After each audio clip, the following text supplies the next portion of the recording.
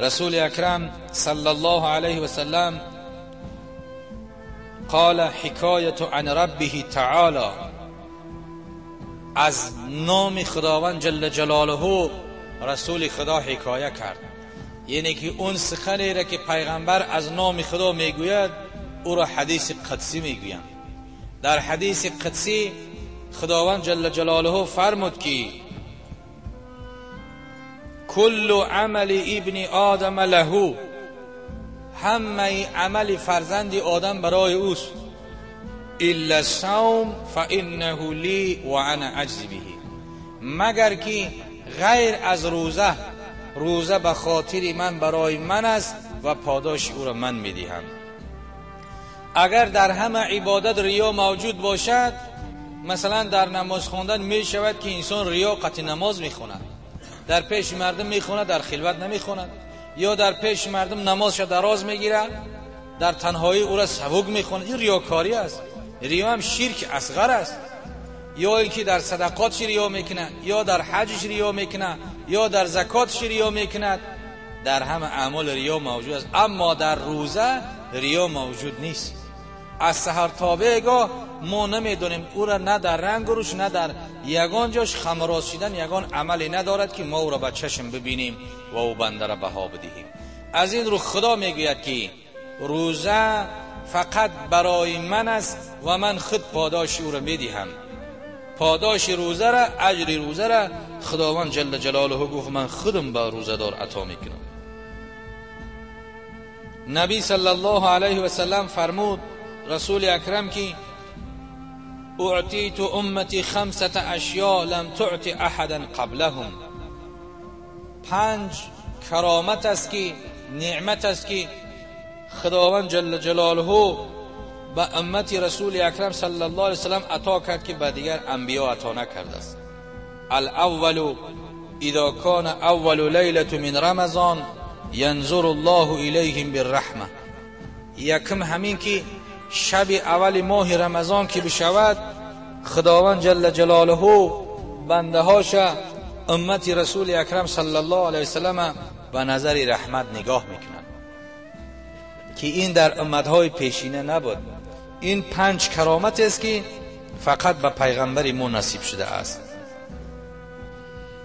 و من نظر الله الیه بالرحمه لا یعذبه بعده ابدا، خداوند جل جلاله کدام بنده ایش به نظر رحمت اگر نگریست، او بنده را ابدا هرگیز مستحق دوزخ نمیگرداند و او بنده را هرگیز عذاب نمیکند.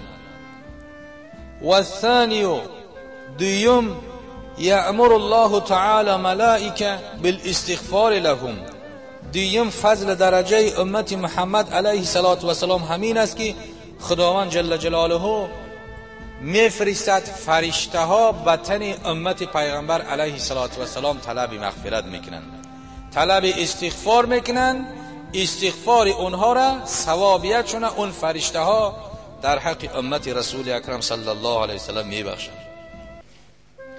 و الثالث ان رایحة فم الصائم اطیب عند الله من ریح المسک، سیم همین که بوی دهن روزدار در نزد پروردگار محبوب تر است، دوست داشته تر است از بوی مشک.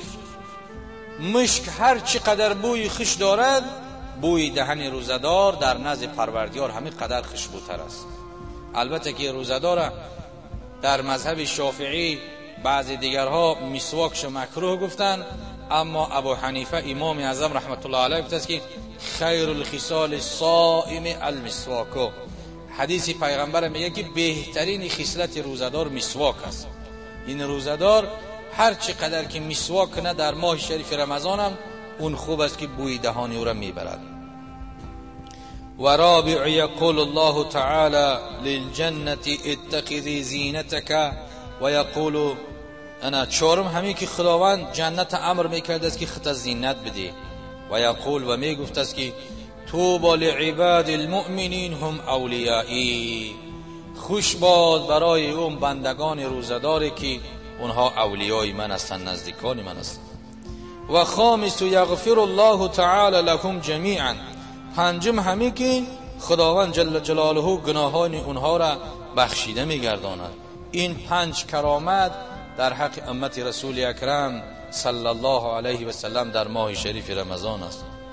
ولذا روی عن ابی هریره رضی الله عنه انه قال صلی الله علیه و سلم من صام رمضان ایمانا و احتسابا غفر له ما تقدم من ذنبه. رسول خدا صلی الله علیه و سلم در این حدیث فرمودند که شخصی که روزه بگیرد ماه شریف رمضان را از روی ایمانداریش به اخلاص و از روی ثواب مغفرت کرده می شود ما تقدم ذنب او را، گناهان ما تقدم گذشته و آینده او را خداوند جل جلاله مغفرت می گرداند. که این همه در فضیلت روزه هست و فضیلت روزدار است.